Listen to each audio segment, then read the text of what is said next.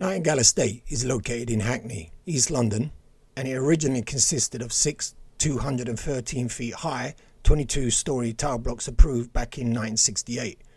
Only one, Seaton Point, still remains. The 6 Nightingale Estate tower blocks that were built way back in 1968 next to Hackney Downs were named Seaton Point, which is distinguishable by its chimney and still stands, Embley Point, Farnell Point, Rachel Point, Rathbone Point, and Sutherland Point. Nightingale Estate also had 2 large blocks of flats, which were 6 flights in height, named Rogate House and Alma House, both which still stand but have had many alterations taken out on them. Towards the centre of the estate you had smaller properties on 2 paths named Delapath and Brackenfield Close. Right in the middle of the estate was some grassland for the children to play on, and of course Olympus Square, which is what I wish to focus on in this video.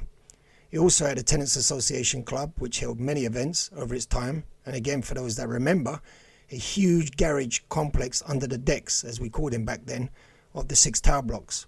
Oh, if those garages could come back and talk with what used to happen inside them over the passing years. Before I focus on Olympus Square, I will just give a brief background on Nightingale Estate. During the 1990s, the flats fell into disrepair, the tower blocks that is, and Hackney Council decided it was time they were demolished. Farnell Point was the first tower block to be felled by a controlled explosion in July 1998. In 1998 and 1999, Seaton Point, which had been saved from demolition, was refurbished and painted white. Embley and Sutherland were demolished next in December 2000 with Christmas trees painted on the banners.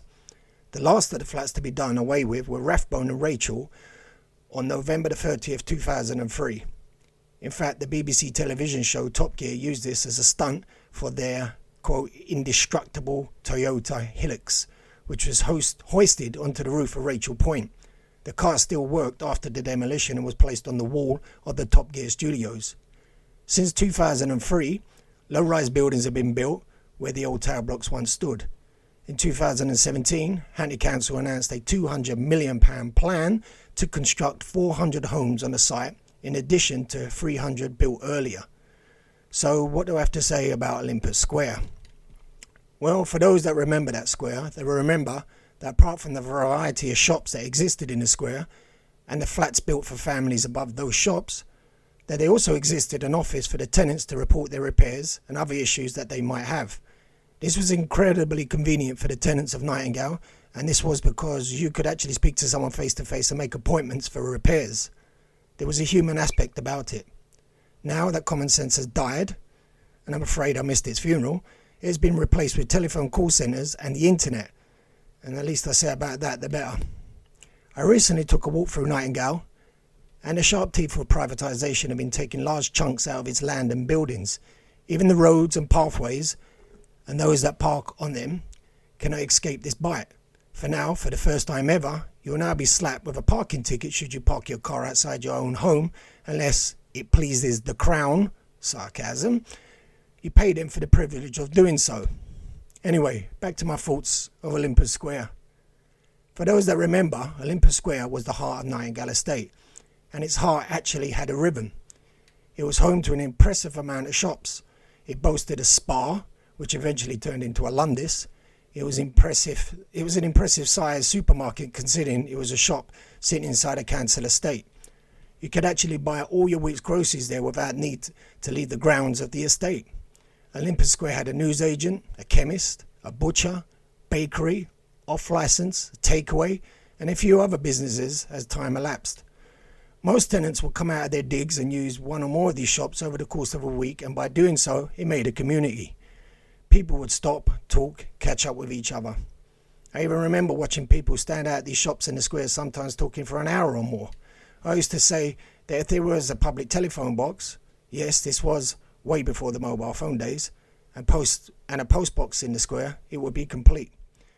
Me and my friends would congregate in the square, as much as 30 of us at a time sometimes. We'd use the sweet shop and hang out there for many, many hours of the day. It was our corner of the street, so to speak. I have many fond memories of those days, many. Fast forward today, and Southern Housing Trust has been given the keys to the land and would undertake work on it later this year, being 2017. Now, let me move on to why I hate what they did to the square so many years ago.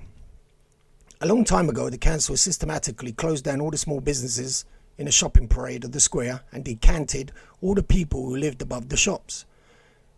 Then you would expect to hear the sounds of construction teams moving in to knock it all down. But no. Instead, all the residents heard were the sound of crickets, or would have done if they inhabited this area. For years and years, they allowed the square to turn into an unproductive ghost town. Nothing happened, except for the unnecessary decay of the buildings and a decent home provided for the pigeons looking for a place to reside in, rent-free. Nothing but the echoes of our memories of the past remain. My question is this: why did they run this space down when they had no intention of doing anything with it for such a long, long time? These businesses provided people with a way to earn a living. They provided employment, provided goods, served the community, provided a place for people to live. The people of Nightingale Estate loved Olympus Square, yet large property developers were allowed to purchase the people's housing and land sold off easily by the local council, and none of us received a cheque in the post for our slice of the cake. In conclusion, I accept you have to move with the times and adapt and evolve with those changes or face being left behind. But it is a shame that they allowed this square to deliberately be run down and rot away when for many years prior it could have been used for businesses and the local people. Goodbye, 20 Olympus Square, E5. You will be missed.